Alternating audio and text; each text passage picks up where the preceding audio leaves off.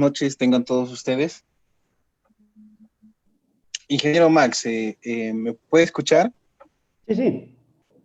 Bien, entonces a todos agradeciendo la participación y a los que seguramente van a seguir inscribiéndose. Les doy la bienvenida y del mismo modo agradeciendo al ingeniero Max por haber aceptado y el día de hoy darnos el curso, la ponencia Reinicio de Obras Públicas en contexto del COVID-19. Bien, para presentarlo, el ingeniero Max Camarena Guayanay, de ingeniero civil de profesión, y vamos a hablar un poquito de lo que es su experiencia. El ingeniero Max Camarena Guayanay es un consultor de programación y ejecución de inversión, seguridad y salud en el trabajo. Ingeniero civil, estudios de maestría en administración de negocios y gestión pública, además de diplomados y capacitaciones diversas. Experiencia como servidor, funcionario público y consultor en gobiernos nacionales, regionales y locales, y en sectores como la presidencia del Consejo de Ministros, Ministerio de Transportes y Comunicaciones, Ministerio del Interior, Ministerio de Agricultura y Riego, Ministerio de Economía y Finanzas, Contraloría General de la República y Fondo de Cooperación para el Desarrollo, FONCODES, entre otros. Su experiencia en el sector de empresas consultoras, entre las que figuran DEE Consultores, Marco Lógico, ABG, MC y entidades como Senati, Sociedad Nacional de Industrias, Torran Perú, Semacuancayo, CEPAR, entre otras como consultor. Experiencia en SST como gerente general de labores, CARE, SST, asesoría y consultoría a diferentes entidades públicas y privadas. Experiencia como capacitador en eventos del Colegio de Ingenieros del Perú, Programa Pro Descentralización y Universidad Nacional del Centro del Perú. Gobierno Regional de Junín, Programa de Apoyo a la Seguridad Alimentaria, Unión Europea. Cáritas del Perú, Fondo Ítalo-Peruano, entre otros. Y como docente universitario. Bien, este es un breve, un resumen de lo que es la experiencia del día de hoy de nuestro ponente Max Camarena Guayanay, y esperamos a todos los participantes tengan, pues, bien, aprovechar todo lo que seguramente el ingeniero Max Camarena nos va a vertir el día de hoy. Aprovechando la oportunidad en mencionar que la institución, la consultora Proedu, comprometida con la formación en la rama de la ingeniería, el día de hoy estamos apoyando y somos parte del Colegio de Ingenieros para el desarrollo de toda la comunidad de la ingeniería en particular. Y bueno, sin más preámbulo, ingeniero Camarena, doy pase para que usted pueda vertir y hacerse presente ante todos los participantes, y seguramente con los que se sigan inscribiendo, y ya en breve seguramente tendremos. Entonces, le doy el pase, ingeniero, y a todos, muchas gracias.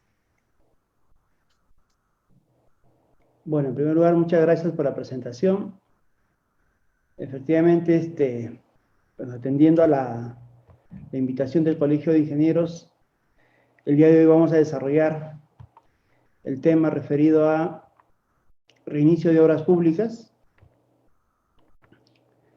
Y dentro de esta primera sesión vamos a desarrollar aquellas obras que se desarrollan por administración indirecta, vale decir, contrato, teniendo como marco de referencia el Decreto Supremo 101/2020 PCM, que es el que nos libera de la restricción de la inmovilización social obligatoria, el Decreto Legislativo 1486 que es el que nos da las pautas para solicitar la ampliación excepcional de plazo. La Directiva 005-2020-OCE, que es la que rige en mayor detalle los procedimientos que debemos continuar.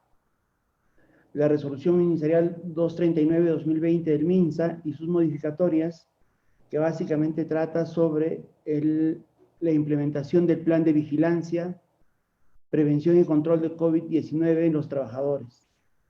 Y la Ley 29873, que es la Ley de Seguridad y Salud en el Trabajo, ¿no? En el marco de esta normativa es que vamos a desarrollar nuestra sesión, ¿no? Nuestra sesión que tiene que ver con el quehacer de la gestión pública. Bueno, el quehacer de la gestión pública básicamente tiene un ciclo que está regulada en la Ley Orgánica del Poder Ejecutivo, que es la que establece los sistemas administrativos del Estado, y nos señala que nuestra forma de desarrollo a través de un ciclo virtuoso debe ser que para la gestión pública iniciamos siempre con el planeamiento. En base a ese planeamiento generamos la normativa reguladora, que es, digamos, el planeamiento estratégico del gobierno central. Sobre ese, la directiva y ejecutora, que sería el equivalente al planeamiento táctico que se da en cada entidad, siempre de la mano siempre con el ojo de la supervisión, evaluación y control, ¿no?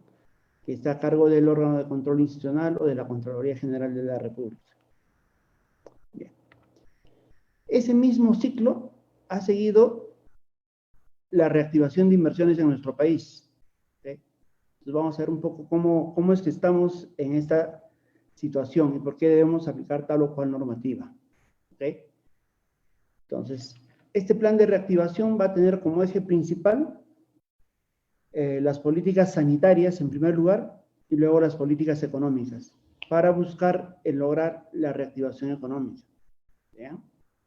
Entonces, y en ese recorrido vamos a ver algunos documentos de gestión como son el plan de vigilancia de prevención y control de COVID-19 en el trabajo, el plan de reanudación de obra, ¿no? O el plan de reinicio de obra. Recordemos que algunos sectores como el de transportes y vivienda han sacado sus propios protocolos, bueno, no sus propios protocolos, sino protocolos sectoriales que están adecuados a la RM 239. Y en ese caso, uno le dirá plan de reinicio, el otro le dirá plan de reanudación, pero que en estricto es lo mismo. ¿Sí? Bueno, luego vamos a ver los lineamientos que debemos tener cada entidad del Estado a nivel de gobierno central o gobierno subnacional para evitar la propagación del COVID-19. ¿Okay? Siempre atendiendo a la supervisión, evaluación y control. Regularmente nuestra evaluación se puede medir en el banco de inversiones a través de los registros que vamos efectuando, en el Infoobras, en el SEACE, ¿no? Y ahora se han sumado como actores el Ministerio de Salud, para ver el tema sanitario, el Ministerio de Trabajo y la SUNAFIL como entes fiscalizadores del tema de trabajo, en todo este quehacer de la reanudación de las inversiones. ¿Okay? Entonces, como marco general, vamos a decir que el planeamiento estratégico del gobierno central nos dice que debemos tener la política sanitaria en primer lugar y la política económica en segundo lugar. ¿Okay? Pero finalmente son los ejes rectores. Y la idea era que nos fuésemos reactivando a través de fases, ¿no?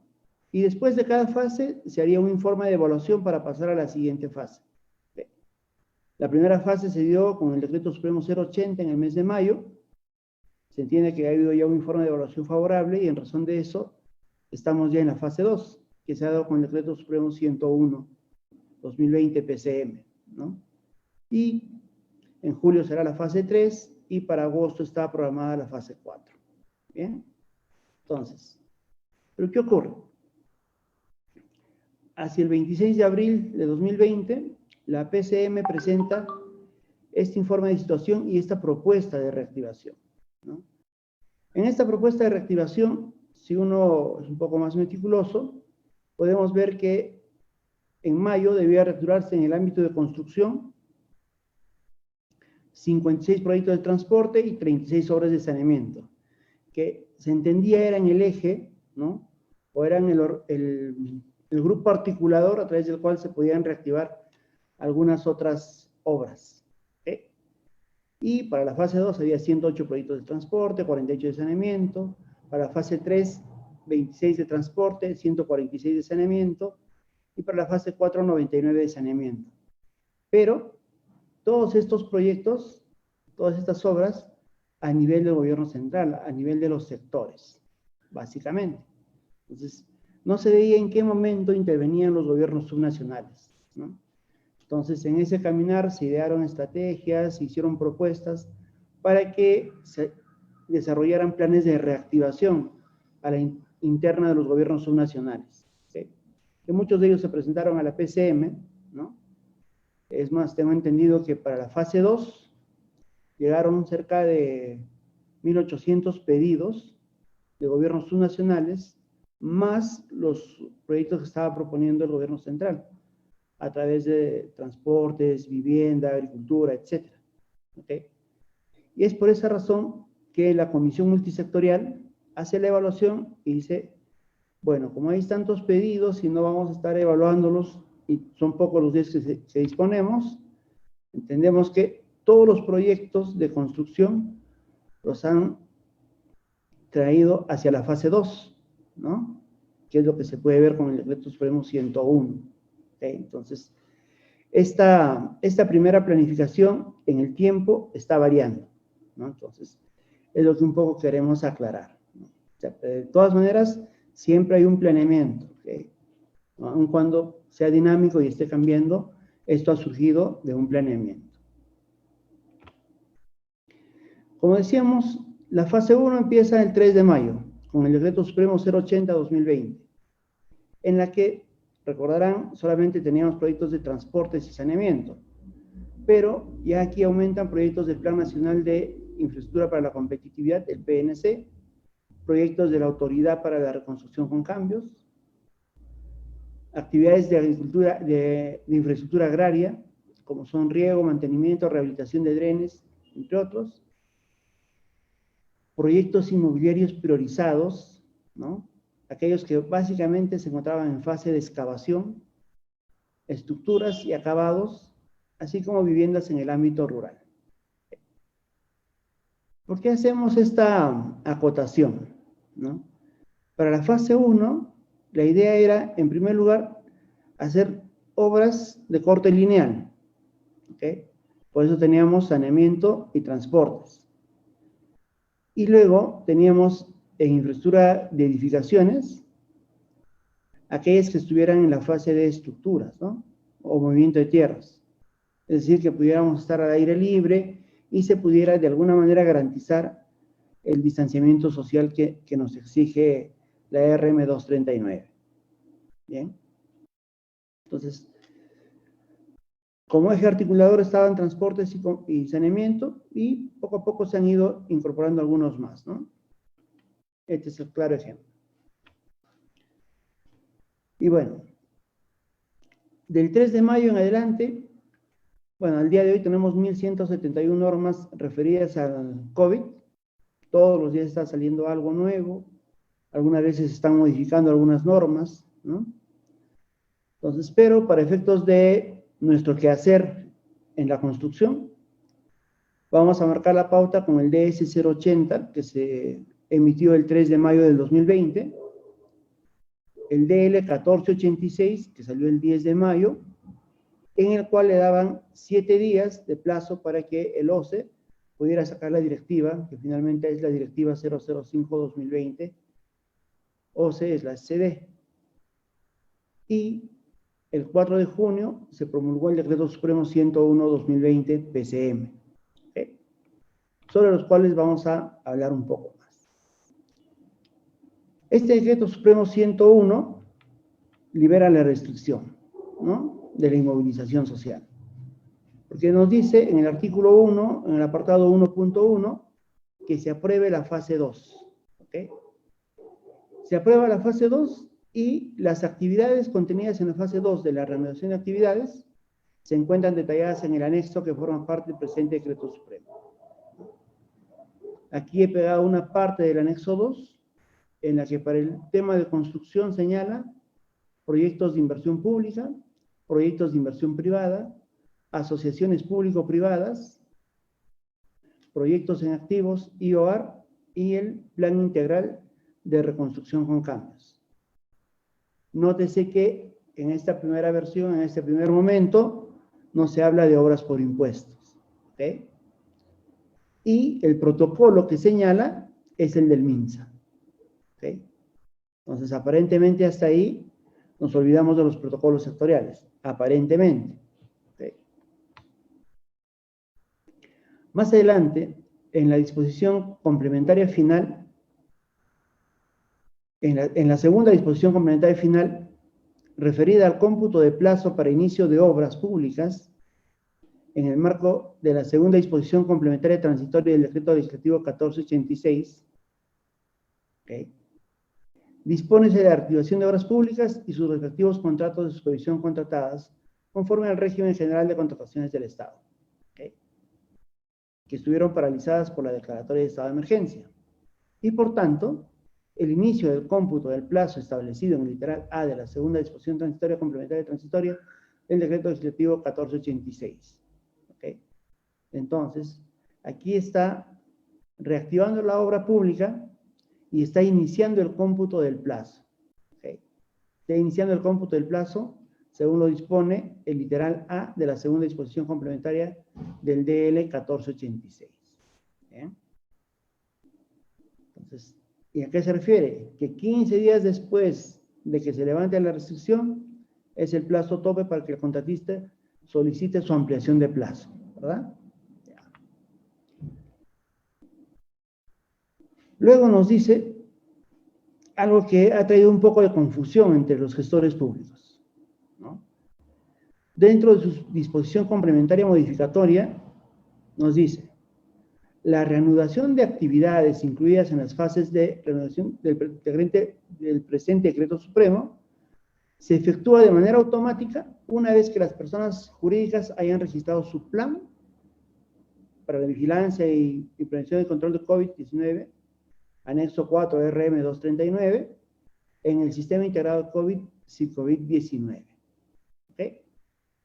Nos dice que la reanudación de actividades se efectúa de manera automática una vez que hayamos registrado el plan en el SICOVID. ¿Okay?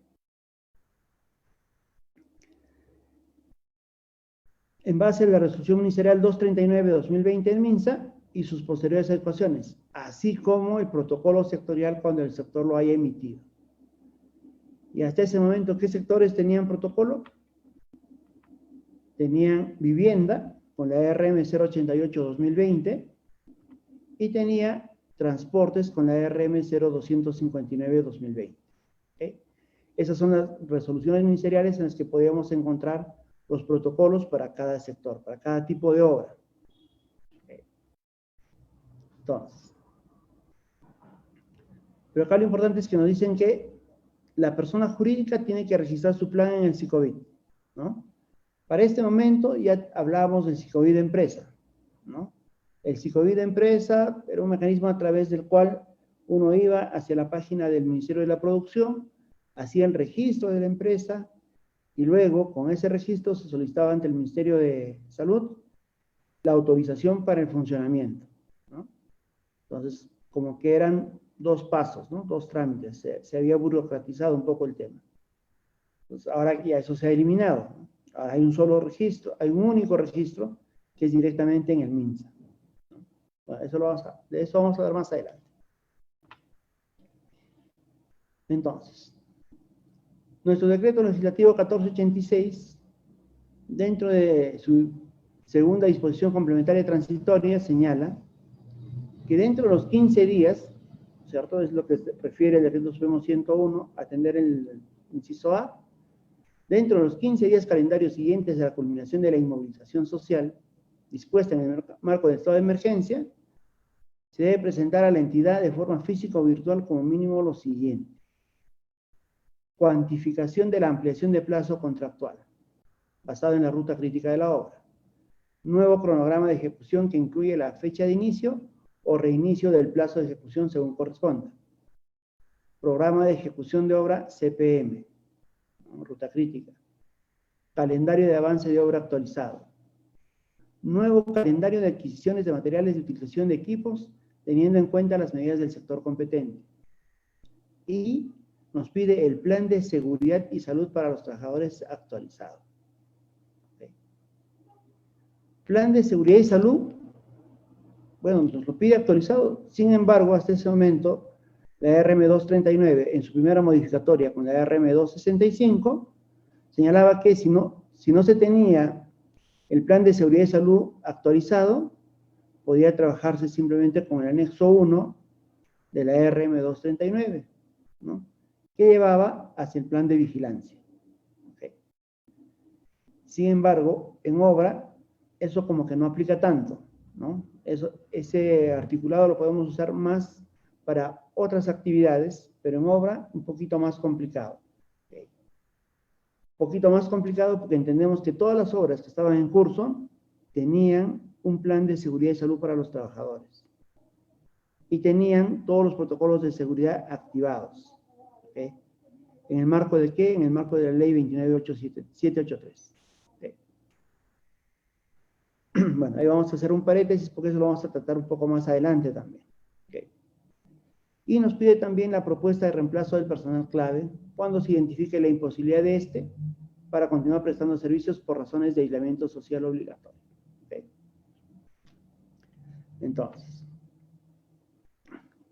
con esto me están pidiendo que presente una ruta crítica, un nuevo cronograma, que haga una reconformación de mis actividades, ¿no? Que presente un nuevo cronograma de adquisición de materiales y que presente un plan de seguridad y salud para los trabajadores actualizado. ¿Okay? Entonces, ahí vamos viendo los requisitos y la documentación que se debía presentar. El plazo ha vencido el 19 de junio y que ahora, en cancha ya de los funcionarios, se tiene que estar evaluando, ¿cierto? ¿No? Y tenemos, ojo, 15 días para pronunciarnos. Entonces ya solo nos queda 8 días para emitir pronunciamiento. De lo contrario, queda consentida la solicitud de ampliación excepcional de plazo. ¿Okay? Entonces, este decreto legislativo 1486, en su segunda disposición complementaria transitoria, tiene como título la reactivación de obras públicas contratadas conforme al régimen general de contrataciones del Estado, paralizadas por la declaratoria del estado de emergencia nacional producida por el COVID-19, aprobada por el Decreto Supremo 044-2020, PCM. ¿Okay? Ese es el marco que vamos a tratar ahora. Van a resultar aplicables, dice, de forma excepcional las siguientes medidas. La ampliación excepcional de plazo. ¿Qué ocurre? En la ley de contrataciones nosotros hablamos siempre de ampliación de plazo. Y la ampliación de plazo tiene determinadas características. La primera de ellas es que, por ejemplo, para que proceda una ampliación de plazo, debo anotar el inicio de la causal y el fin de la causal en el cuaderno de obra. ¿Okay? De lo contrario, se podría rechazar esa solicitud, aunque hay pronunciamientos del OCE que señalan que si no era posible hacer la anotación, ¿no? Si no era posible hacer la anotación, regresando de la causa excepcional que haya ocurrido, se podía regularizar la anotación que señale el inicio de causal y el fin de la causal. ¿Okay? Sin embargo, una ampliación excepcional de plazo me dice, no necesito tener la anotación en el cuaderno de obra. O sea que la puedo pedir, así no haya hecho ningún tipo de anotación en el cuaderno de obra. Esa, digamos, puede ser hasta ahora nuestra primera gran diferencia. ¿Okay? Formal. ¿Bien? En la ampliación excepcional de plazo, también nos dice de que la primera aprobación podría tener el carácter de provisional. ¿Por qué podría tener ¿por qué podría tener ese carácter? Porque en el transcurso de la obra uno puede revisar y evaluar, ¿cierto?, los acuerdos a los que he llegado, ¿no? Y si he visto que la ampliación de plazo no es suficiente, puedo pedir una más. ¿Okay? Y eso camina también para el tema de los costos, que lo vamos a ver en un momentito. ¿Okay? Entonces, puede tener ese carácter. Mientras que una ampliación de plazo, una vez emitida la resolución, simplemente se presenta el nuevo cronograma de ejecución de obra y ese es mi marco en el cual me voy a desarrollar. No hay lugar a reclamo, digamos, ¿no? No hay lugar a una revisión, ¿ya? Que sí tiene la ampliación excepcional de plazo. Luego nos dice que nos habilita para acordar modificaciones contractuales que permitan implementar medidas COVID-19 dispuestas por los sectores competentes y otras que resulten necesarias para la reactivación de la obra, reconociendo el costo que dicha implementación demande. Este decreto legislativo nos dice que podemos acordar, ¿ok? Y hasta ese momento, bueno, hasta ese momento no, en la ley de contrataciones señala expresamente que los únicos medios de llegar a un acuerdo es a través de una solución de controversias, a través de la conciliación o el arbitraje. ¿Okay? Porque lo que está en mi contrato está escrito en piedra y eso es lo que nos manda, ¿verdad? Entonces, ahí aparece una segunda diferencia. Podemos acordar modificaciones contractuales. ¿Okay? Nos podemos poner de acuerdo. Lo tercero es que nos permite el otorgamiento de adelantos directos y para materiales a solicitud del ejecutor de obra. ¿Qué ocurre? Regularmente, en el marco de la ley de contrataciones, nosotros podemos pedir adelantos directos hasta el 10% y adelantos para materiales hasta el 20%, ¿okay?, del monto contratado. Y ahora este decreto legislativo me dice, bueno, puedes pedir un 5% más en cada caso, hasta 15% en adelanto directo y hasta 25% en adelanto para materiales. ¿Okay? Inclusive, si en las bases no se hubiera previsto la entrega de adelantos, porque recordemos que eso es potestativo, la entidad puede decir, este contrato va sin adelantos, ¿no? Entonces, muchas bases, muchos contratos están sin esa cláusula de adelantos. Entonces, este decreto legislativo te levanta esa restricción y te dice, no, como contratista, si tienes las garantías, si cumples lo que la normativa solicita, puedes solicitar el adelanto. ¿Okay? Ya la directiva 005 establece los procedimientos y los plazos que hay para ello, ¿no? Entonces, la directiva 005 nos da los alcances y disposiciones para la reactivación de obras públicas y contratos de supervisión, en el marco de la segunda disposición complementaria transitoria del decreto legislativo 1486. Entonces, vamos acotando las cosas. Una pregunta recurrente es, ¿puedo aplicar esto para expedientes técnicos? Y el título lo dice, no, porque solamente son alcances y disposiciones para obras públicas y contratos de supervisión de obra. ¿Ok? Entonces, lo otro, tema de expedientes técnicos, ya tiene su derrotero en el DS 113F, ¿no? O en la resolución directoral 006-2020 de Economía y Finanzas. ¿Ok?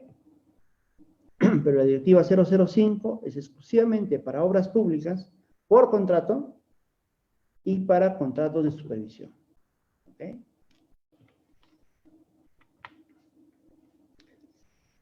Y aquí ya desarrolla un poco más el tema de la ampliación excepcional de plazo. Dentro de la ampliación excepcional de plazo nos dice que el contratista tiene derecho a solicitarla. ¿Okay? ¿Cuándo? Cuando la obra se haya paralizado debido al decreto supremo 044, ¿no es cierto?, que nos pedía la inmovilización social obligatoria por el COVID-19. Y esta solicitud excepcional puede considerar, en función del plazo, 3 impactos.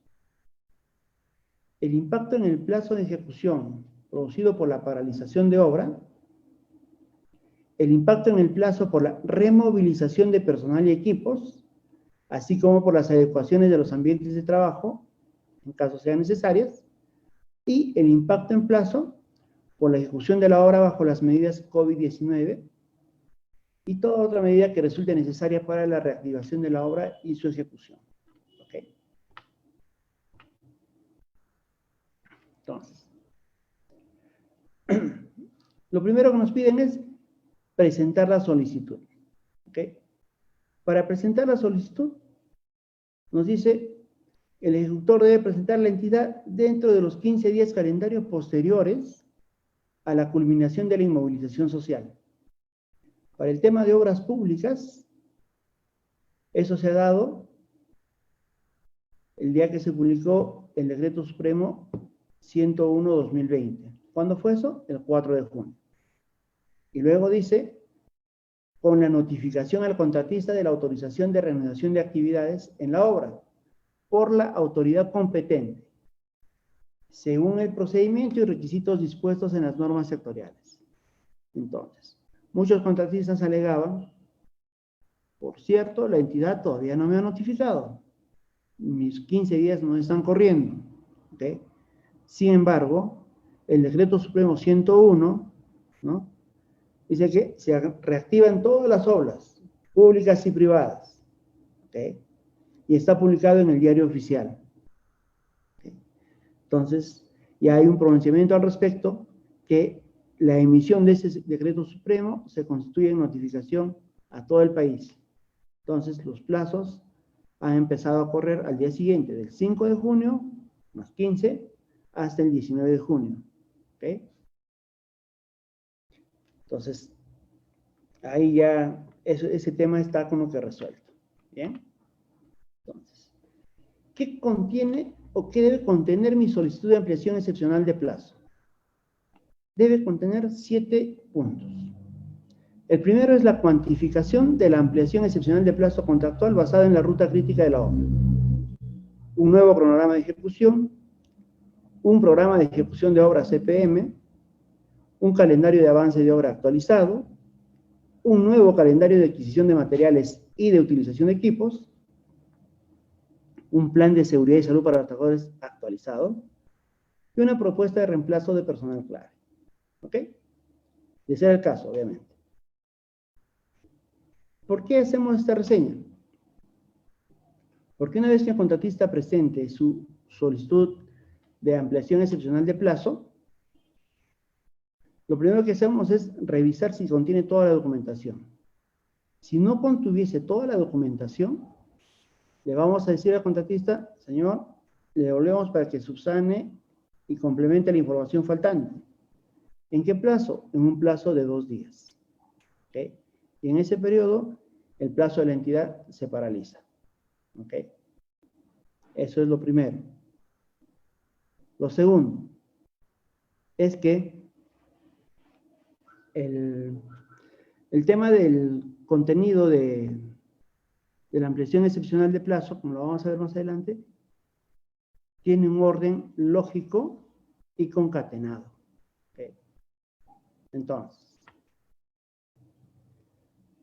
para cuantificar la ampliación excepcional de plazo, que es el primer punto, basada en la ruta crítica, ¿qué debemos hacer? Planificar la gestión de los tiempos. ¿Okay?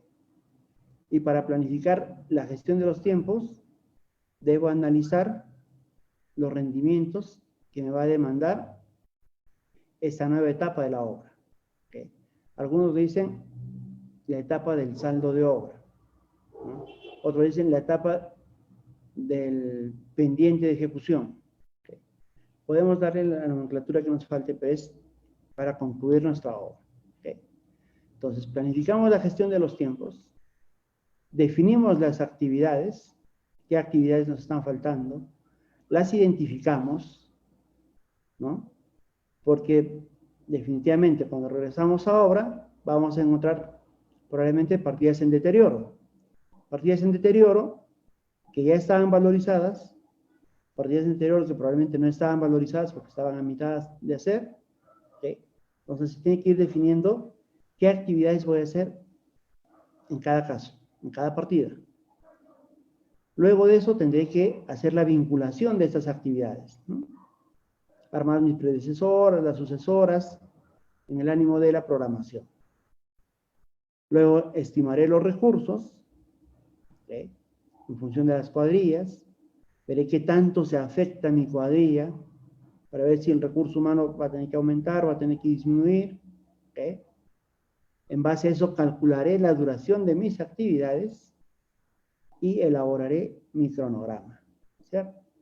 Entonces, para cuantificar mi ampliación excepcional de plazo, necesariamente tengo que hacer este circuito, ¿ok? Que obviamente termina en un documento de gestión que es una carta que dirá, a través del presente, solicita usted, no sé, pues, 20 días de ampliación de plazo, 300 días de ampliación de plazo, lo que corresponda al análisis, ¿ok?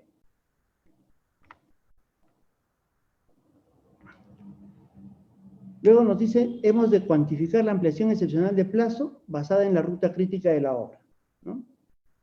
He hecho todo el recorrido, he identificado mis actividades, ¿no? He visto si realmente las actividades van a sufrir alguna consecuencia en razón de la implementación del plan de vigilancia, ¿no? Algo que comentábamos hace unos días con algunos funcionarios, digamos, por ejemplo, un encofrado y desencofrado de losa maciza. Mi cuadrilla es para el encofrado 0.1 capataz, un operario y un oficial, ¿no? Y para el desencofrado un oficial y 2 peones. Entonces, por la característica del trabajo, ¿no? Y de un encofrado, fácilmente ahí voy a tener siempre el distanciamiento social, ¿no? Entonces, mi rendimiento probablemente va a quedar intacto. En el tema del acero, para la habilitación, mi cuadrilla es 0.1 capataz, un operario y un oficial. Para la colocación, 0.1 capataz, un operario y un oficial, ¿no? Y generalmente en el banco de trabajo está solo el operario, ¿no? El oficial el oficial le va ayudando, básicamente, ¿no? Entonces, igualmente, probablemente en esa partida tampoco tenga tanto problema, ¿okay? En un tema de concreto, preparación con mezcladora, ¿no? Este es para zapatas, concreto para zapatas. Igualmente hago el análisis de la cuadrilla, 0.2 capataz, 2 operarios, 2 oficiales, 8 peones, ¿okay? Para 25 metros cúbicos por día. Hago el análisis, veo en qué momento se pueden cruzar, hago mi diagrama de flujo para ver efectivamente cuál es el comportamiento de la cuadrilla, e iré viendo si es que hay la necesidad de rebajar el número de cuadrilla o no, ¿ok? Ahora, podría suplirlo con un mixer, ¿verdad? Entonces puedo llevar el concreto premezclado. Entonces, esta cuantificación de la ampliación tiene que iniciar con el análisis y la revisión de mis análisis de costos unitarios. ¿Okay? Entonces vamos a ver que realmente van a ser pocas las partidas que van a efectivamente redundar en un menor rendimiento por disposición de trabajadores y por número de trabajadores o por el número de la cuadrilla. ¿Okay? Pero en algún momento alguien decía, bueno, la cuadrilla puede trabajar igual, pero el problema no es la cuadrilla, el tiempo es la jornada laboral. Ahora mis trabajadores van a hacer actividades nuevas que antes no hacían. Van a tener que pasar por una cabina de desinfección. Ahora mis trabajadores van a tener que pasar por un control de temperatura. por un oxímetro para ver el nivel de saturación de oxígeno en la sangre, ¿no? Entonces, eso les va a demandar un tiempo mayor. ¿Y de qué tiempo estamos hablando? Entonces, tendremos que aplicar la teoría de colas y ver por cada procedimiento qué tiempo le toma a cada trabajador y cuál es mi universo de trabajadores que tengo para la obra.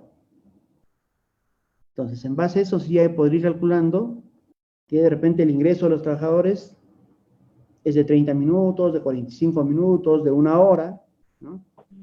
Eso sí podría afectar la jornada de trabajo. Sin embargo,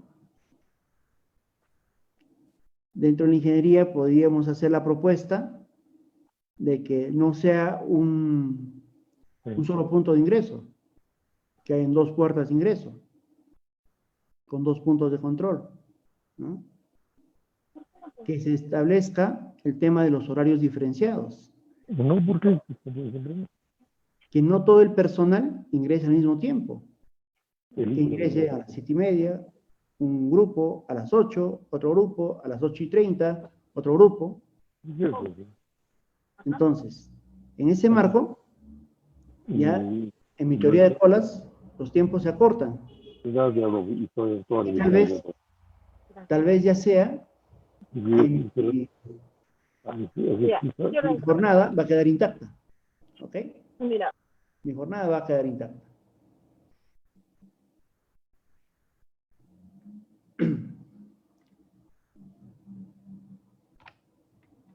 Entonces, en base a ese análisis, tengo que preparar un nuevo cronograma de ejecución. ¿Ok? Identifico mis partidas, preparo mi nuevo cronograma de ejecución. ¿Ok? Voy viendo qué partidas tienen holgura, cuáles no. Desarrollo mi cronograma de ejecución. Pero ese cronograma de ejecución debe tener una ruta crítica.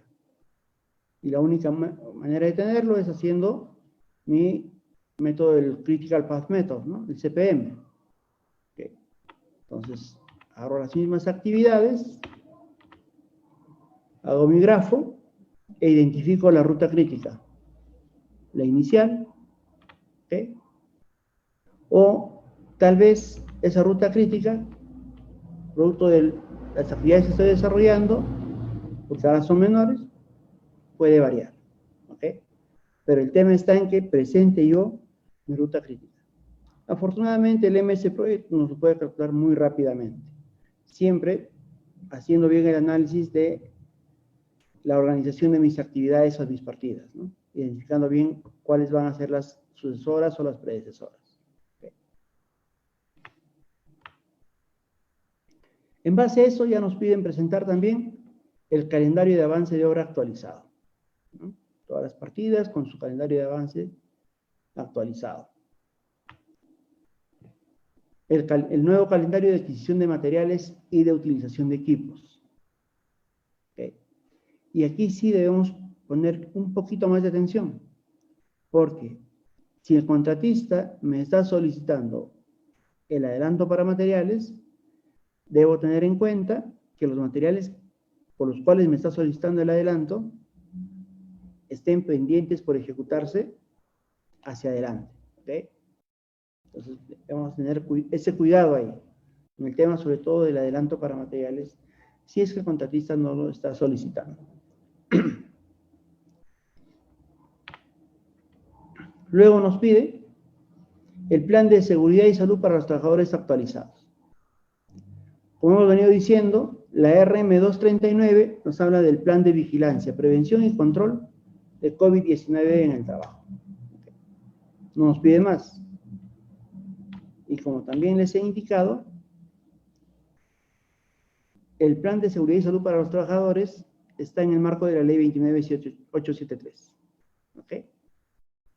Entonces, este plan de seguridad y salud para los trabajadores está en el marco del sistema de gestión de seguridad y salud para los trabajadores.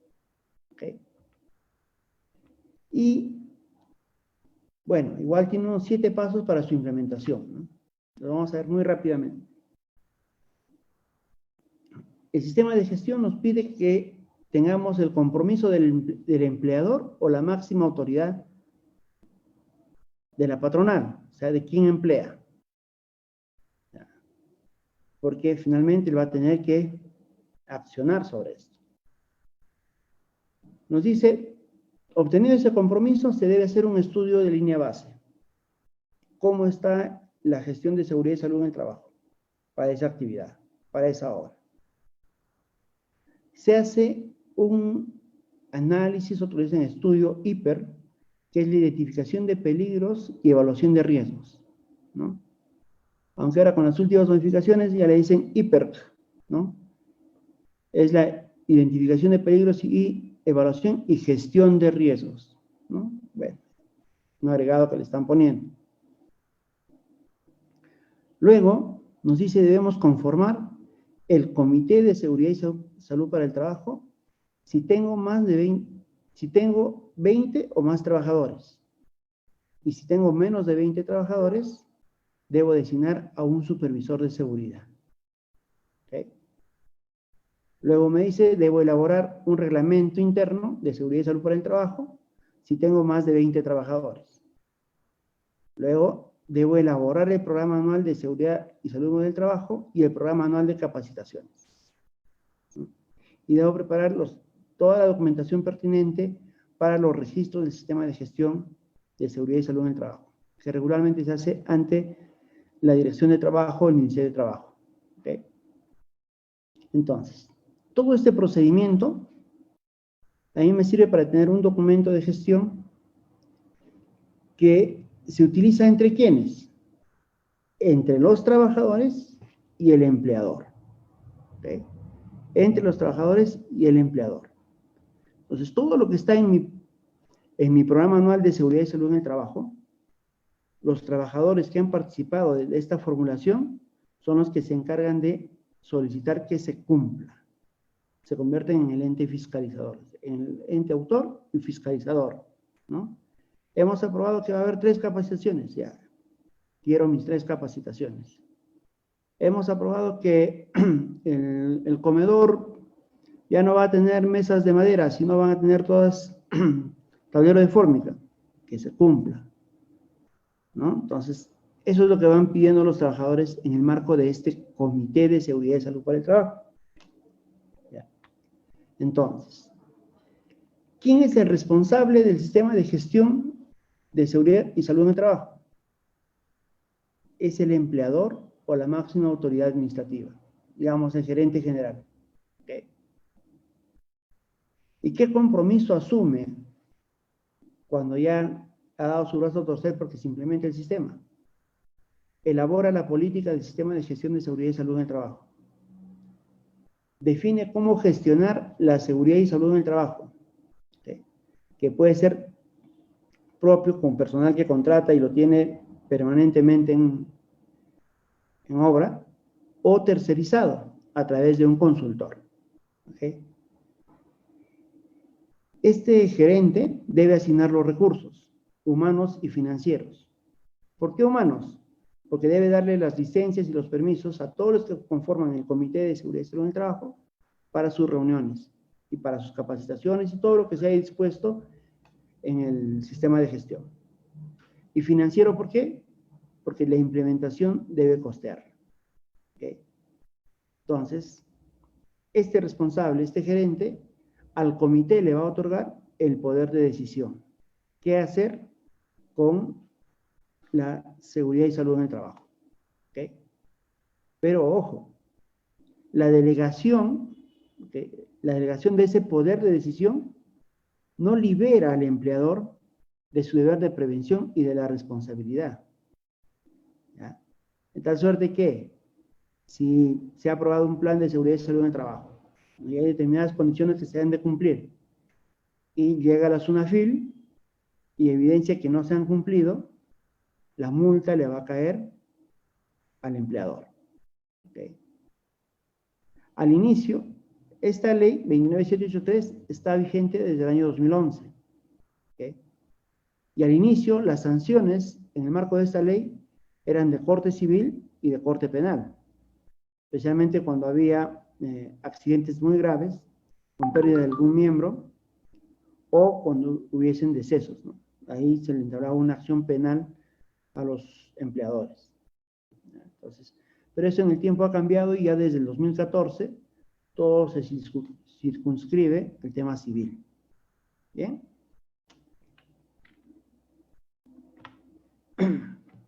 Como hemos dicho, lo que se hace es el IPER, ¿no? El IPER es la base de este plan de seguridad y salud en el trabajo. ¿Por qué? Lo primero que se hace es un análisis, una suerte de diagnóstico en la que identificamos los peligros. Identificamos los peligros y los riesgos asociados. Y estos peligros pueden ser de corte físico, químico, biológico, ergonómico, psicosocial, ¿okay? Que afectan a la salud. En este caso, el tema del COVID estará asociado a un peligro biológico, ¿okay? Y el peligro también puede ser por la ubicación, locativo, eléctrico, físico, químico, mecánico, que está referido a la seguridad, ¿no? Entonces, se identifican los peligros y los riesgos asociados y se hace una evaluación. ¿De qué? De la probabilidad de ocurrencia y de la severidad de los daños. ¿Para qué? Para identificar los controles y decidir qué controles se debe hacer. ¿Okay? ¿En qué casos uso los equipos de protección personal? ¿Cuándo debo hacer controles administrativos? ¿Controles de ingeniería? ¿Cuándo puedo sustituir algún riesgo? ¿O cuándo puedo eliminar algún peligro? ¿Cierto? Por ejemplo, si es locativo, le cambio la ubicación y puedo eliminar ese peligro.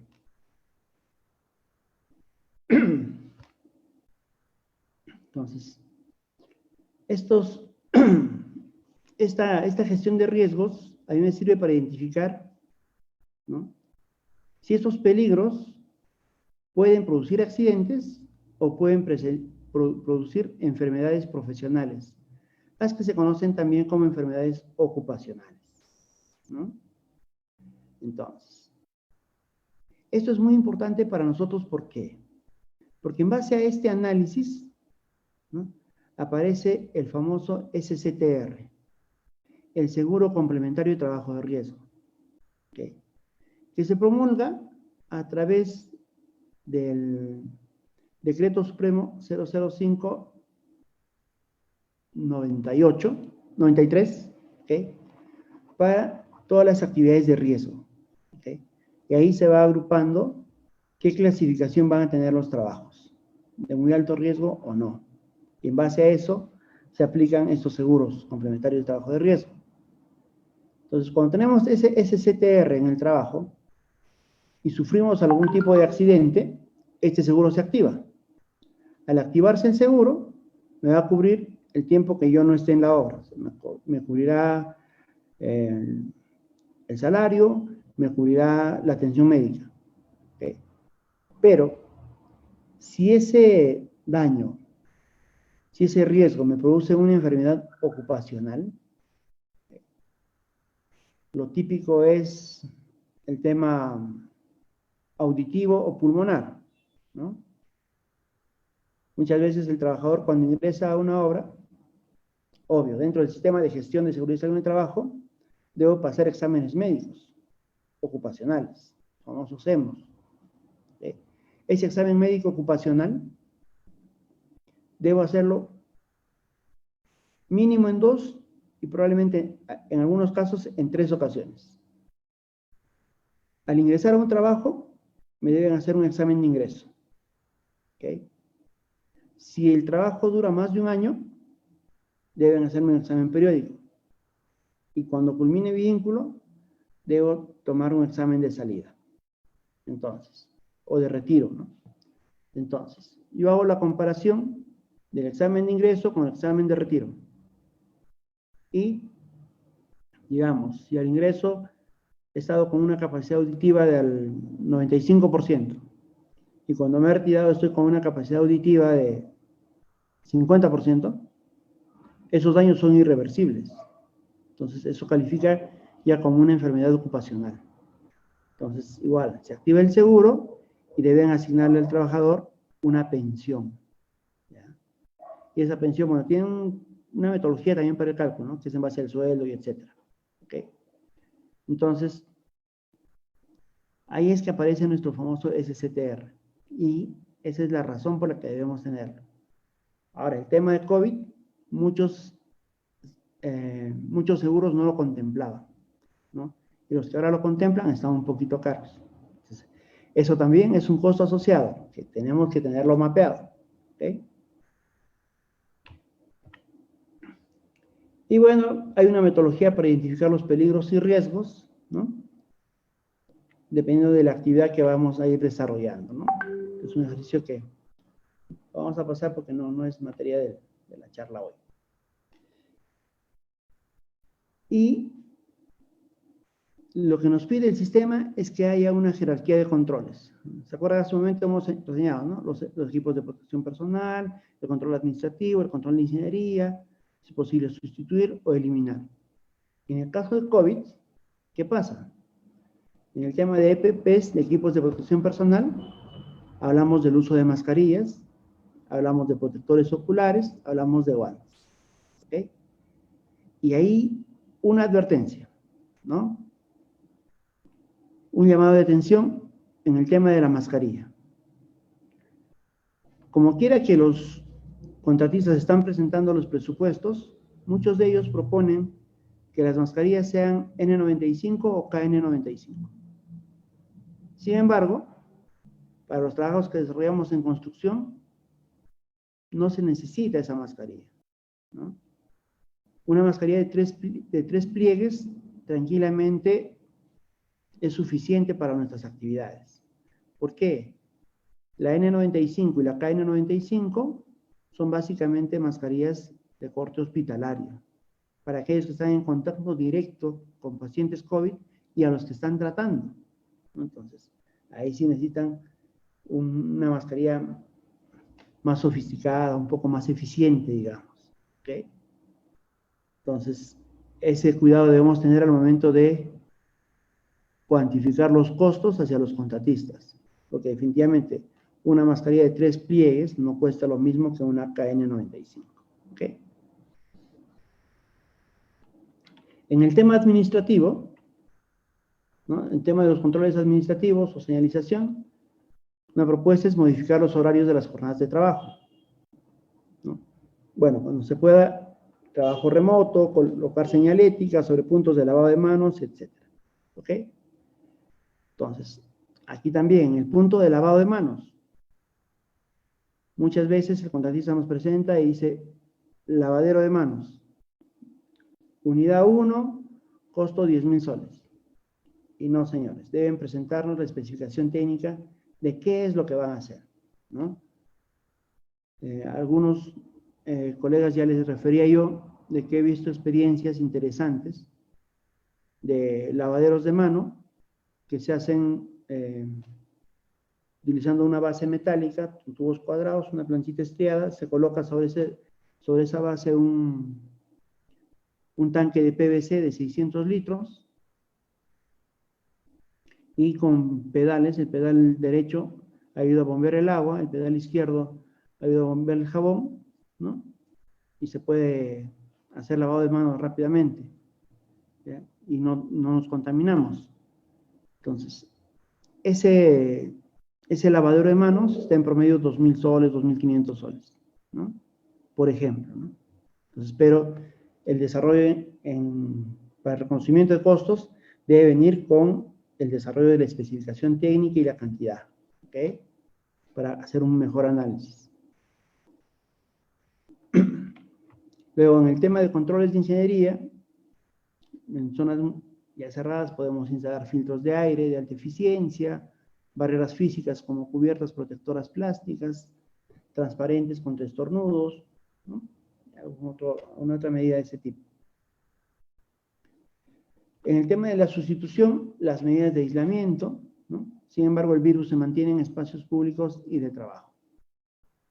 Y aquí, un tema interesante. Hay muchas localidades en nuestro país que no están permitiendo el reinicio de las obras, porque están poniendo de condición que los trabajadores tengan que hacer, llegando a la zona, 15 días de cuarentena, ¿no? Para retomar las medidas. Entonces ahí, eso realmente es ilegal porque el decreto supremo establece que no se admitirá ninguna otra medida adicional. Sin embargo, también es una realidad, ¿no? Es lo que a veces la práctica es muy diferente a la teoría. Entonces ahí ya es un tema de negociar, pues, ¿no? Con el contratista, ver la mejor manera de que un grupo pase la cuarentena, otro grupo no, o en todo caso, todos ingresen pasando una prueba de COVID y que esa sea molecular, no sé, o sea, ya habría que ir explorando qué medidas utilizar ahí, ¿ok? Pero en estricto, no podríamos poner como justificación que tienen que hacer la cuarentena, ¿no? O sea, habría que ver otro mecanismo. Entonces, ¿quién aprueba mi plan de seguridad y salud en el trabajo? ¿Y quién aprueba mi plan de vigilancia? Y la RM 265 lo dice, aprobado por el Comité de Seguridad o el supervisor. Y hemos visto que el Comité de Seguridad se forma cuando tenemos 20 o más trabajadores y el supervisor cuando es menos de 20. Pero ¿qué características tiene este Comité de Seguridad? ¿Okay? El Comité de Seguridad y Salud en el Trabajo, ¿okay?, es un órgano bipartito y paritario. ¿Por qué bipartito? Porque se forma este comité entre los trabajadores y el empleador. ¿Okay? Por eso es bipartito, participan los dos. ¿Y por qué es paritario? Porque participan con la misma cantidad de miembros. Entonces, el comité debe tener mínimo 8 y máximo 12 integrantes. Entonces, en el caso de 8, 4 son de los trabajadores y 4 del empleador. ¿Okay? Y su rol es el de diálogo y vigilancia del desempeño del sistema de gestión de seguridad y salud en el trabajo, ¿no? Dentro de sus funciones deben tener reuniones mensuales ordinarias y deben mantener actualizado el libro de actas. Y en ese libro de actas se anotan todos los acuerdos, todas las aprobaciones. Cuando se desarrolla el sistema de gestión de seguridad y salud en el trabajo, en ese libro de actas se anota que se ha discutido y la aprobación. ¿Okay? El plan de vigilancia debe estar ahí anotado que se ha discutido y que se ha aprobado. ¿Okay? Adicionalmente, algunos hacen un informe de aprobación que lo elevan a la gerencia general. Pero, en estricto, la copia del cuaderno del libro de actas sería suficiente. El quórum para que tengan validez estas reuniones es de 50% más 1. ¿Okay? Dentro de la estructura, cualquiera puede ocupar cualquier cargo, salvo 2. El cargo del presidente del comité, que está ya por norma a cargo del responsable de manejo de dinero. Puede ser del administrador, del gerente. El presidente es el encargado de manejar el dinero. Y el secretario técnico es el responsable de recursos humanos, ¿no? Y el resto de puestos sí a esa elección.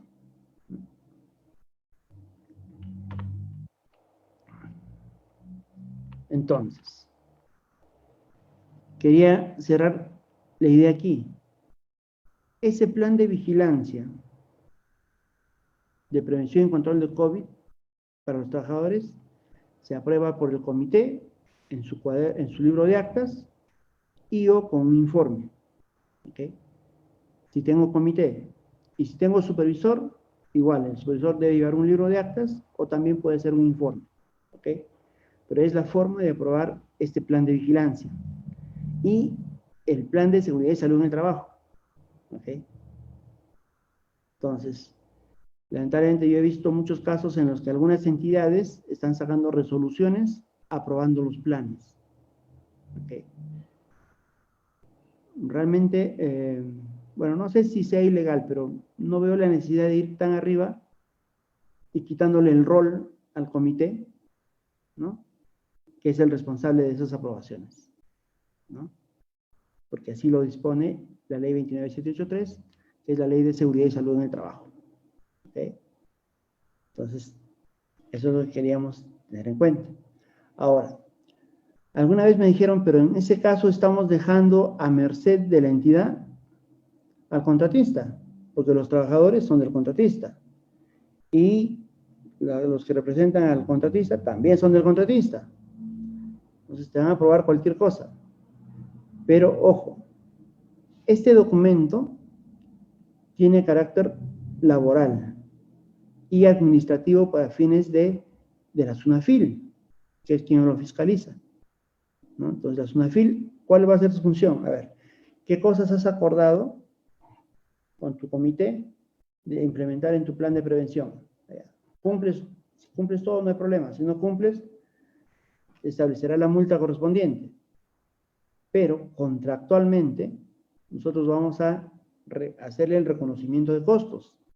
Y en ese reconocimiento de costos, le vamos a decir, porque pueden ponernos, como lo he visto en algún plan, una ambulancia, ¿no?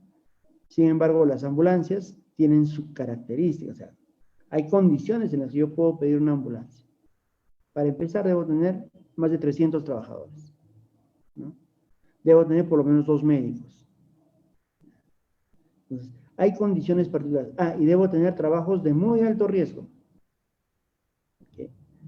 Entonces, hay condiciones que realmente no van a cumplir, ¿no? O sea, y eso es lo que tenemos que evaluar nosotros en el caso de estar del lado de la entidad al momento de hacer la revisión del reconocimiento de costos. ¿Okay? Bueno, dos cosas importantes es que en este contexto actual, las elecciones de los representantes se pueden llevar a cabo mediante medios electrónicos, siempre que participen todos, ¿no? Porque si hay un trabajador que se queja y no pude votar porque no tengo teléfono, no tengo internet, etc., la elección se anula. Y si está próximo a vencer el mandato de los representantes ante el comité y no se puede llevar a cabo las elecciones, el plazo se prorroga automáticamente hasta el término de la emergencia sanitaria. ¿Cuándo es? El 30 de septiembre. ¿Cierto? Es la prórroga.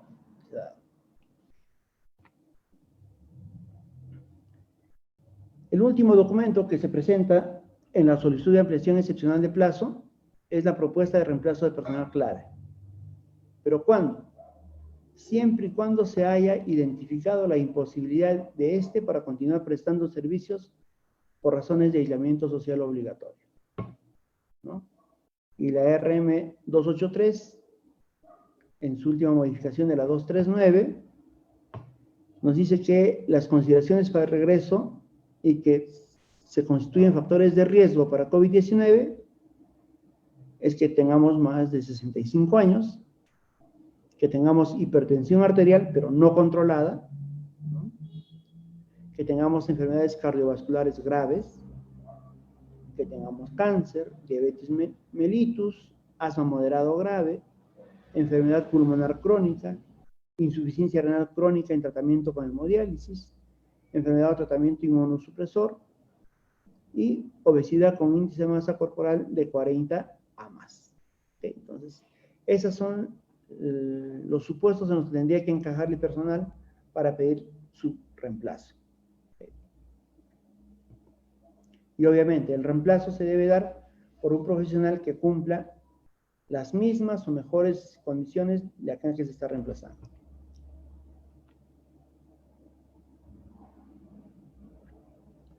Entonces, recapitulando, el procedimiento excepcional de ampliación de plazo se realiza en función de la afectación de la ruta crítica. No hay otra. ¿Okay? Asimismo, la solicitud de ampliación excepcional de plazo debe cuantificar los costos directos cuando corresponda y gastos generales variables en que se haya incurrido o que se hayan devengado durante el periodo en que la obra se encontró paralizada. ¿Okay? Los costos por la elaboración de documentos exigidos por los sectores competentes para la prevención y control del COVID-19 y por las adecuaciones y adaptaciones de los ambientes de trabajo en caso sean necesarias y que estén debidamente sustentados.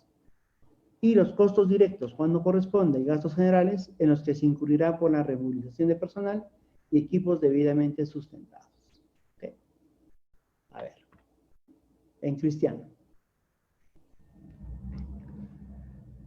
La solicitud de ampliación excepcional de plazo, ¿no es cierto?, la van a pedir por los 3 impactos. ¿Ok? Lo van a pedir por la paralización, por la adecuación y por la ejecución pendiente. Los 3 impactos. Por todo eso nos van a pedir la ampliación excepcional de plazo. ¿Ok? Pero en un primer momento nos van a pedir el reconocimiento de costos por la paralización y por la adecuación.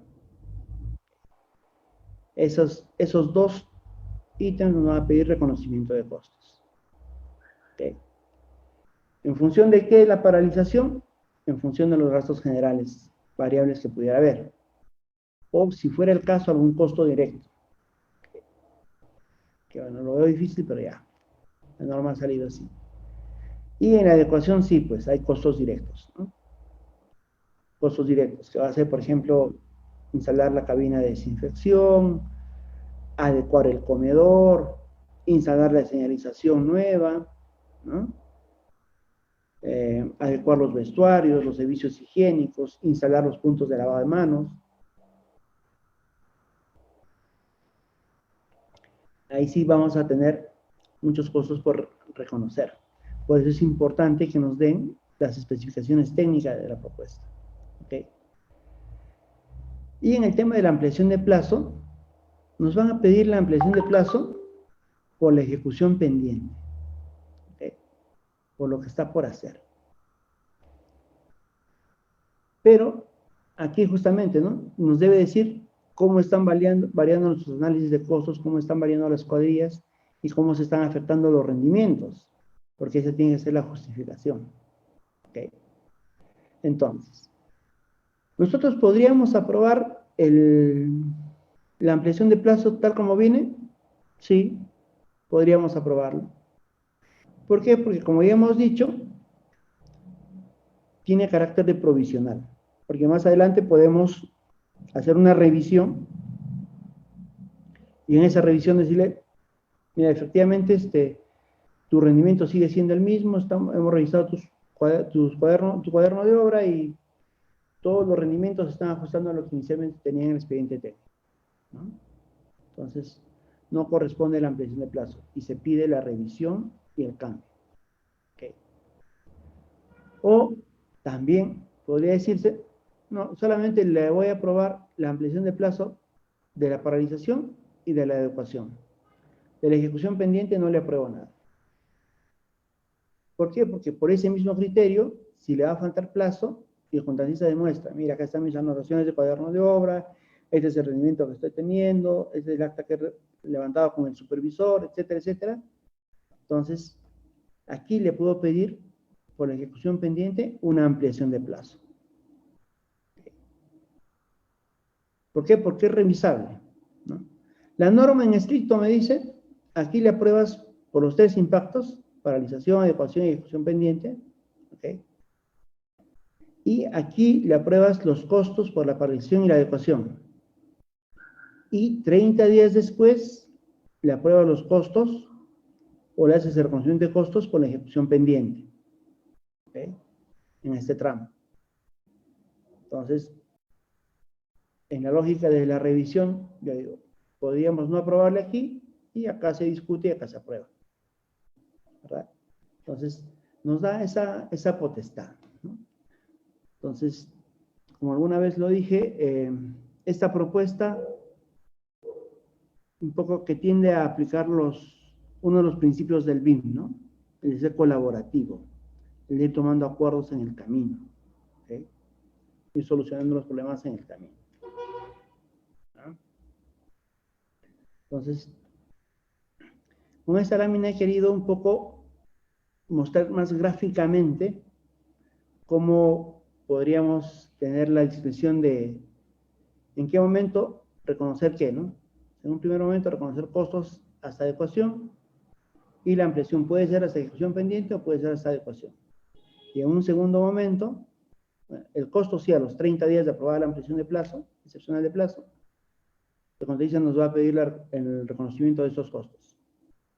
Y esta ejecución pendiente lo podemos tocar en cualquier momento, en el momento que se nos solicite la revisión, ¿no?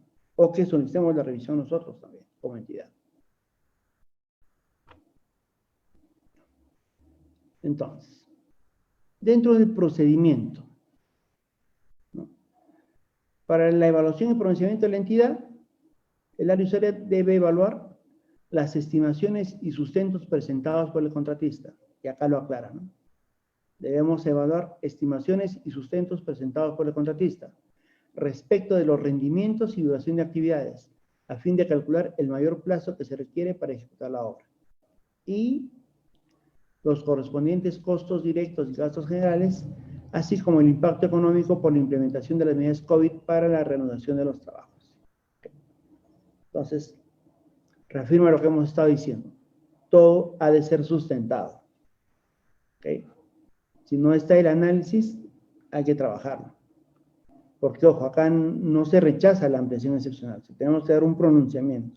En todo caso, la entidad, si no ha visto que el contratista lo ha desarrollado de esa manera, tendrá que desarrollarlo, ¿no? Porque recordemos que en un primer momento, el contratista va a aceptar lo que le digamos.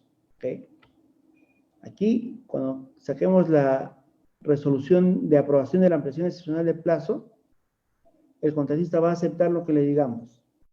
Si no le aceptamos ni un día de ampliación, tiene que aceptar. Si no le reconocemos los costos, los tiene que aceptar. ¿Okay? ¿Por qué? Porque no le libera su derecho a llevarlo a controversia. Entonces, si para ir a una controversia, tenemos que ir con las bases sólidas. ¿Okay? Entonces, ese es el tema ahí.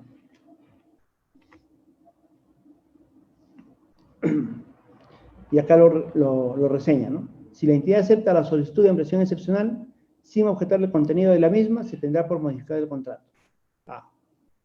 Esa es una novedad, ¿no?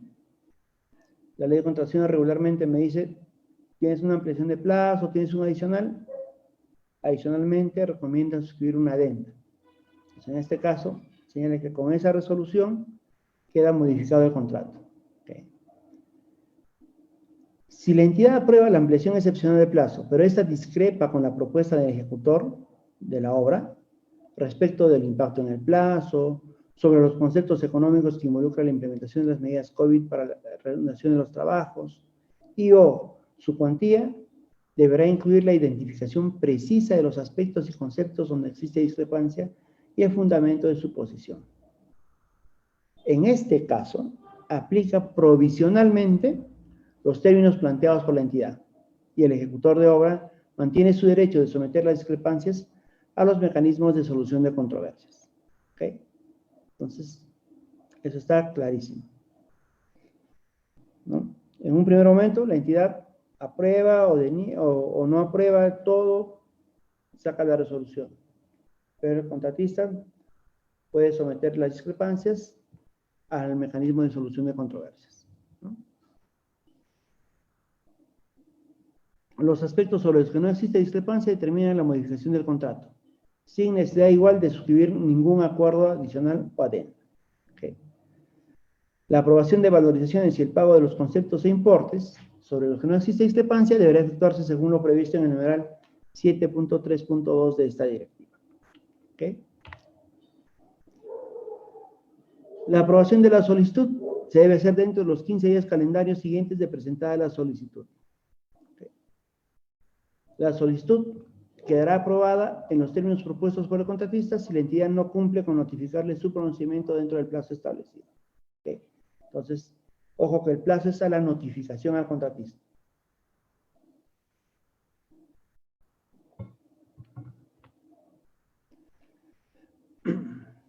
En el tema del reconocimiento de los costos que implicará ejecutar la obra, conforme a las medidas COVID-19, lo que reseñábamos, ¿no? En el plazo de 30 días de aprobada la solicitud de ampliación excepcional de plazo, el ejecutor de obra presentará la cuantificación de aquellos costos directos y gastos generales que implique ejecutar la obra bajo un nuevo plazo de ejecución y la implementación de las medidas COVID dispuestas por los sectores competentes. ¿Okay? La cuantificación de aquellos costos que resulten necesarios, ¿okay? Así como de materiales, insumos, mobiliario, entre otros, que se vayan a utilizar una vez realizada la obra, tales como seguridad y guardanía, alquiler de almacenes, movilidad de transporte, según corresponda, deberán ser reconocidos. ¿Okay? Pero todo debidamente sustentado. ¿Okay? Entonces, ¿cómo se cuantificarán los mayores costos de construcción considerando la implementación de medidas frente a COVID-19? Formulando nuevos precios unitarios para las partidas preexistentes, en base a estimaciones de rendimiento. ¿Y cómo lo corroboraremos? Con los asientos de cuaderno de obra, con el seguimiento que debe hacerle nuestro supervisor. Identificando nuevas partidas con sus respectivos precios unitarios. También es la otra modalidad.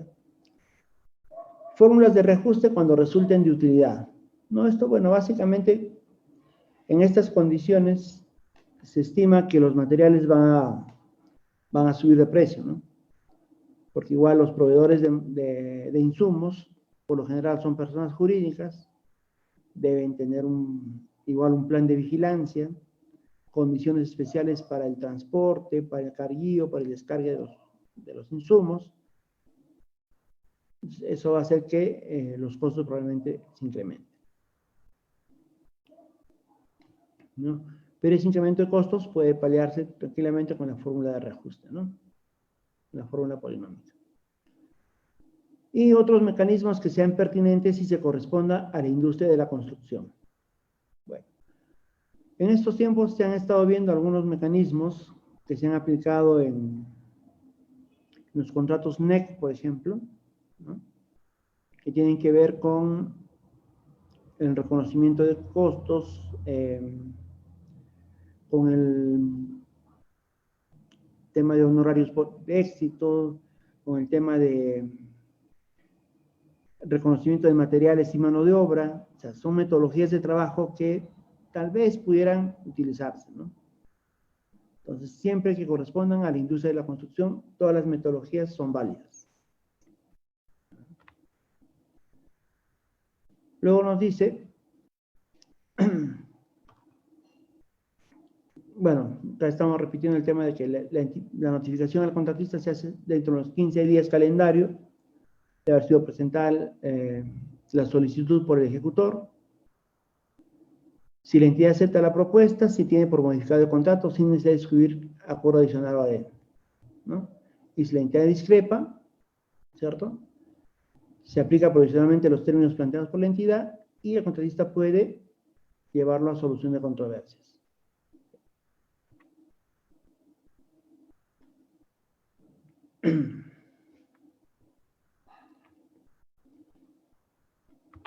Bueno. Sobre los costos, la cuantificación de los costos directos y gastos generales que implican la implementación de tales medidas podrá ser objeto de revisión periódica, a fin de verificar su correspondencia con los rendimientos reales del periodo y o con los precios actuales del mercado, ¿no? Es lo que decíamos, ¿no? La cuantificación de costos puede ser objeto de revisión periódica. Para tal cuantificación, se podrá considerar la formación de nuevos precios unitarios, ¿okay?, en base a estimaciones de rendimiento y identificación de nuevas partidas. ¿Okay? Y si se advierte la necesidad de ajustar dichos conceptos, las partes podrán pactar su modificación. ¿Okay? Se da cuenta acá, nuevamente nos habla de que puede haber un acuerdo, un nuevo acuerdo. Los costos para la implementación de las medidas COVID dispuestas por los sectores no califican como prestaciones adicionales de obra. Importante. A este tramo de pago se le está llamando reconocimiento de costos por COVID. ¿Okay? Se dan cuenta, le estamos haciendo casi el mismo procedimiento de un adicional, ¿no? Salvo por el tema de los acuerdos y de la revisión, ¿no? Pero prácticamente es el mismo procedimiento que de un adicional. Sin embargo, para efectos de control administrativo, estos no se denominan adicional, no califican como adicional. Entonces no nos interesa si estamos llegando al 15%, si lo hemos rebasado. O sea, aquí la Contraloría no podría intervenir porque no se le va a solicitar, no califica como prestación adicional.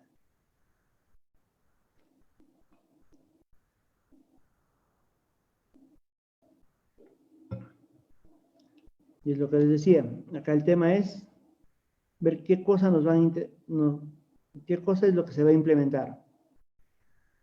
Si es un área de desinfección, de qué medidas, con qué material, ¿no?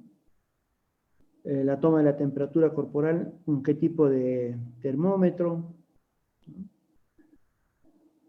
Por ejemplo, el más usado es este tipo pistola, ¿no? Que además no está tan caro, pero está a 300 soles. Pero hay algunos planes de vigilancia que los contratistas han colocado sensores térmicos, ¿no? Todo un escáner ahí para que la persona pase y automáticamente la toma de la temperatura corporal. Entonces, o sea, tiene que ser algo racional, vuelvo a decir, ¿no?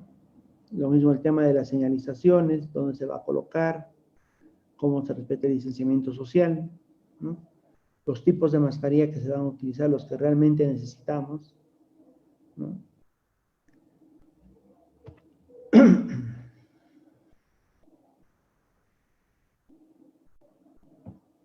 Y bueno, también nos toca hablar del supervisor de obra. El supervisor de obra también va a tener impacto sobre la ampliación excepcional de plazo. ¿Okay?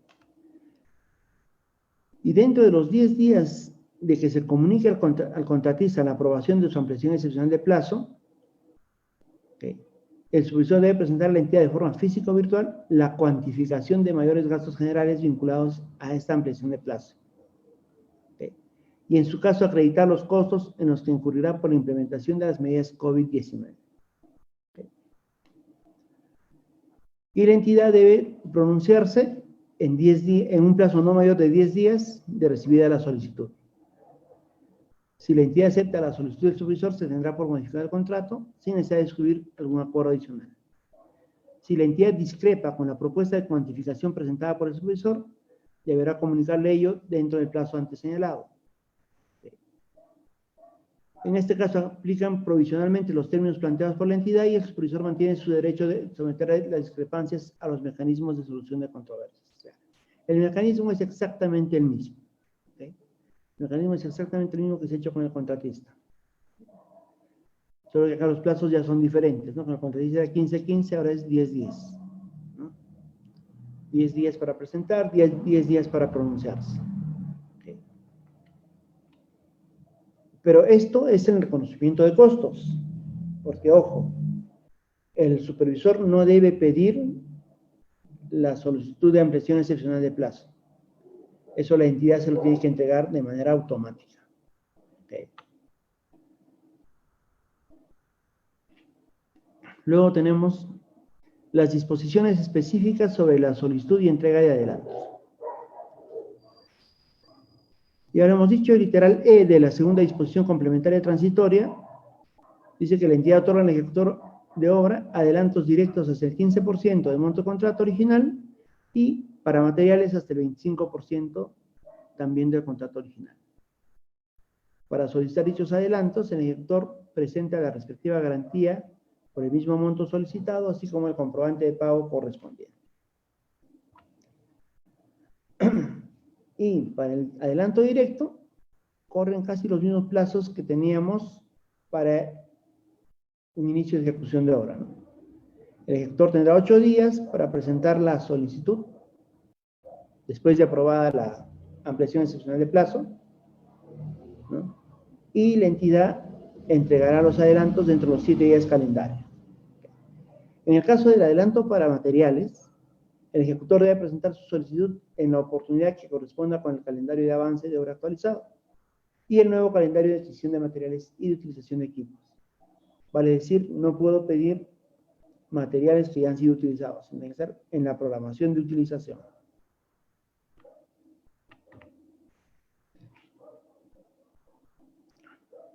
El tercer capítulo versa sobre las modificaciones contractuales posteriores a la aprobación de la ampliación excepcional del plazo.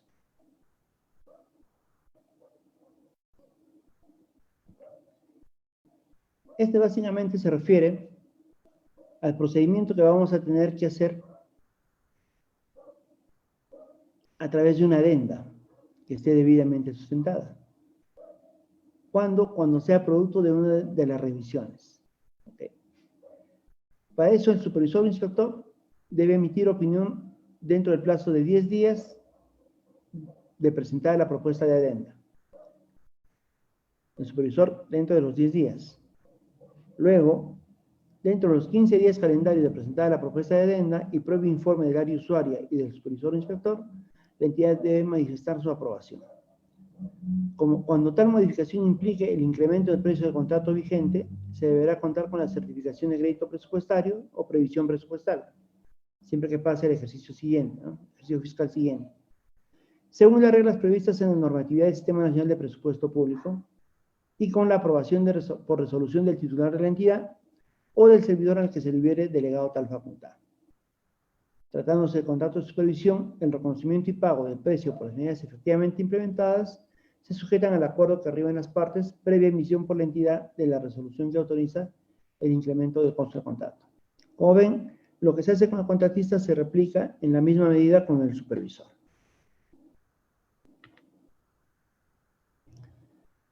Bueno, finalmente podemos señalar, señores asistentes, que el reconocimiento de los conceptos económicos relacionados con la ampliación excepcional de plazo, así como por la incorporación de los contratos de las medidas COVID-19 y los adelantos, deben sujetarse a los principios de eficacia y eficiencia, equidad e integridad. Entonces, este decreto legislativo está dándonos las herramientas para ser equitativos, ¿no? Porque nos da la potestad de que si le he valorizado menos costo, me puede hacer la reclamación, o si le he ampliado el plazo a un menor número que el que estimaba el contratista, también me lo puede reclamar y se puede volver a discutir. Okay. Estamos hablando de que vamos a ser más eficaces porque vamos a reiniciar cuanto antes los trabajos, ya que en un primer momento la posición de la entidad es la que va a pesar, ¿no? Pero deja el resguardo de que el contratista lo pueda reclamar posteriormente, ¿no? Entonces, esa característica de este decreto legislativo es lo que nos permitiría ser eficaces, eficientes, equitativos e íntegros, ¿no? En la solución. Entonces, ¿todo esto por qué? Porque las partes pueden revisar periódicamente el impacto en plazo, los conceptos económicos, costos y mecanismos de compensación que acordaron para reiniciar la obra y modificar el contrato cuando corresponde. Ello con el fin de cautelar el equilibrio entre las prestaciones de las partes. Okay. La presentación y notificación de documentos al amparo de la Directiva 005 se podrá realizar de forma física o virtual, a elección de las partes. Okay. Para ello es importante tener actualizado los correos electrónicos. Okay. Y las controversias que surjan podrán ser sometidas a los mecanismos de solución de controversias previstos en el respectivo contrato. Okay. Bueno, señores asistentes a la sala, esa es la presentación, les presento la bibliografía con la que he trabajado para hacer esta presentación. Y como decía César Vallejo, hay, hermanos, muchísimo que hacer. Muchas gracias por la atención. Agradezco también la oportunidad que me ha dado el Consejo Departamental de Huancavelica del Colegio de Ingenieros del Perú para hacer esta presentación. Y bueno, pasamos a ronda de preguntas. Esa es la presentación, la bibliografía con la que he trabajado para hacer Bien. presentación. Ingeniero Max, excelente la ponencia del día de hoy. Entonces, daremos unos minutos para que todos los participantes, tanto de la plataforma Zoom y con los que están en vivo, que estamos realizando una transmisión en vivo por el Facebook de SIP Huancavelica. Entonces, damos unos minutos y mientras tanto le voy haciendo la pregunta, ingeniero. Tengo una pregunta para que todos los participantes, tanto... Bien, la pregunta de Iván Alarco Sánchez. Él menciona, ¿y cuál sería el tratamiento de una obra que estaba suspendida por mutuo acuerdo por diferencias del expediente técnico y falta de disponibilidad de terreno antes del 15 de marzo y lógico sin fecha de reinicio hasta ahora? Menciona el señor Iván Alarco.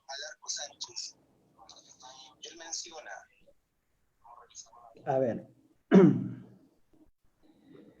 en este caso en particular,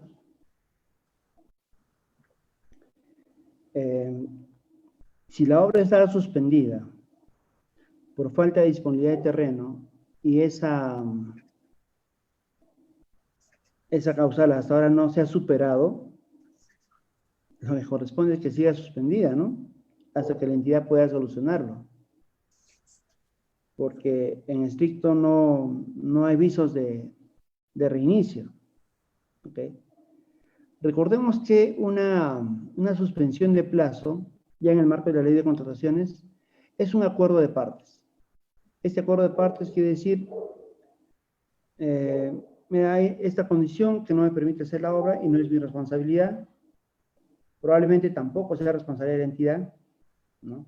Bueno, el tema de la disponibilidad de terreno ya es responsabilidad de la entidad, ¿no? Entonces, ahí lo que correspondía era de pronto pedir una ampliación de plazo con causal abierta por el tema de la disponibilidad de terreno. Pero entiendo que ahí la intención ha sido no generar mayores costos a la entidad. Se ha hecho una suspensión de plazo, que probablemente no se esté cobrando nada, ¿no?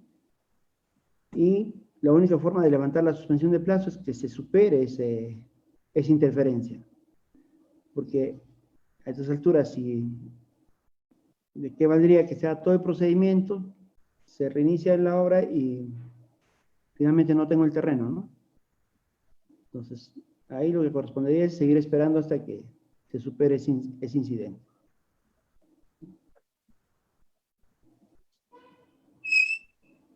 Bien, ingeniero. Entonces, al señor Iván Alarco, gracias por la pregunta y el mismo esté bien servido. Igual se le invita a la sala a los participantes que puedan, tienen en estos momentos accesos para que puedan activar cada uno sus micrófonos y puedan realizar las preguntas, o también tenemos la opción del chat para que puedan visualizar, para que puedan escribir su pregunta y hacerle llegar al ingeniero Max. Mira, aquí tengo una pregunta, Rodolfo. Está referida a... Es muy parecida, ¿no? Mi obra estaba suspendida hasta el 30 de marzo, ¿no? Y ahora, por lluvias, y ahora tengo la opción de reiniciarse, ¿no? ¿Cuál es el procedimiento? A ver, en principio, vamos a decir que la suspensión de plazo es un acuerdo de partes. En una suspensión de plazo, cuando se culmina el acuerdo, ¿no? Cuando se culmina el acuerdo, la entidad es quien debería entregarle el nuevo cronograma al contratista, decirle, bueno, se han cumplido las condiciones y este es su nuevo cronograma. Entonces la obra se reinicia, digamos, el 1 de abril. Pero eso no ha podido ser, ¿no? Entonces el decreto legislativo nos da dos caminos. El primero nos dice, se pueden modificar los acuerdos de la suspensión, ¿ya? Entonces, pueden acordar que la suspensión fue hasta el 15 de marzo. Y a partir del 16 en adelante se solicita la ampliación excepcional de plazo, porque está en el marco del decreto supremo. O continúo con mi suspensión hasta el 31 de marzo, digamos, ¿no? Y a partir del 1 pido la ampliación excepcional de plazo, ¿no? Entonces, nos da esa posibilidad. Okay. Claro, en ese caso sí tengo que sacar como que dos resoluciones, ¿no? Una ampliación de plazo reconociendo la suspensión de ese momento y la ampliación excepcional de plazo después. Okay.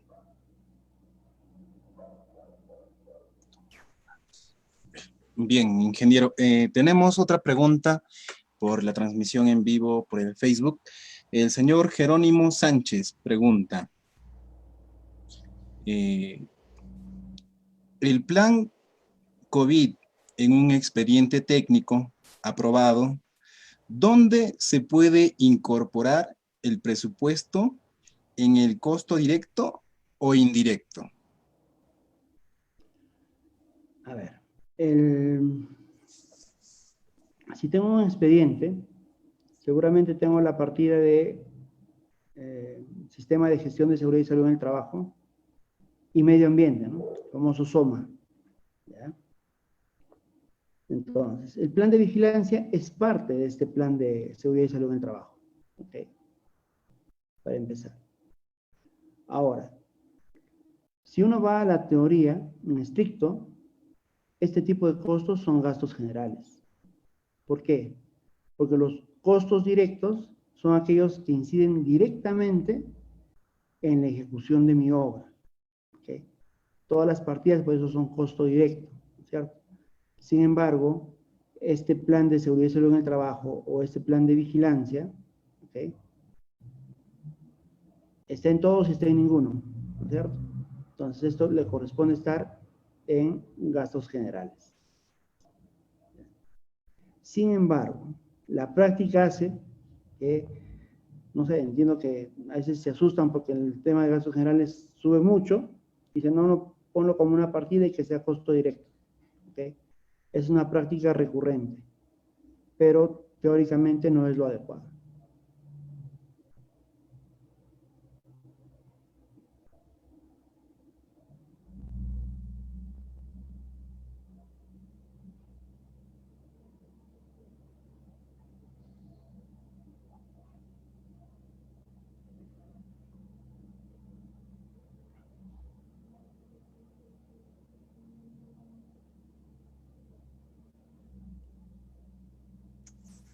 Bien, del mismo modo, agradeciendo la respuesta de la pregunta del señor Jerónimo Sánchez, invito nuevamente a la sala. Pueden activar, a ver, estoy con el chat.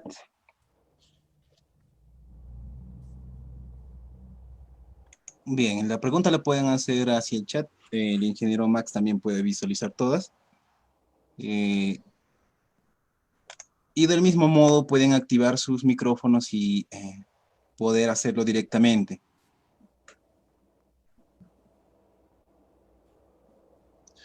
Bien, ingeniero, tenemos otra pregunta del señor Lara vía Facebook en vivo y menciona, por motivos de prevención se tendrá que disminuir el personal y el rendimiento no será el mismo y el tiempo final programado de la obra no será su culminación real.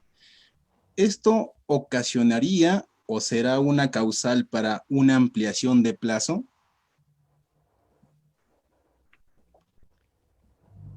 Claro, efectivamente, si ya hemos analizado la partida y hemos determinado que mi cuadrilla debe disminuir, ¿no? O la jornada laboral va a ser menor, entonces definitivamente mis rendimientos van a disminuir. Al disminuir mis rendimientos, mis plazos van a ser mayores. Entonces, sí ameritaría pues la ampliación de plazo, ¿no? Entonces, y si en un primer momento no se ha pedido, ¿no? Luego, dentro de la revisión, se puede pedir, ¿no? No habría problema.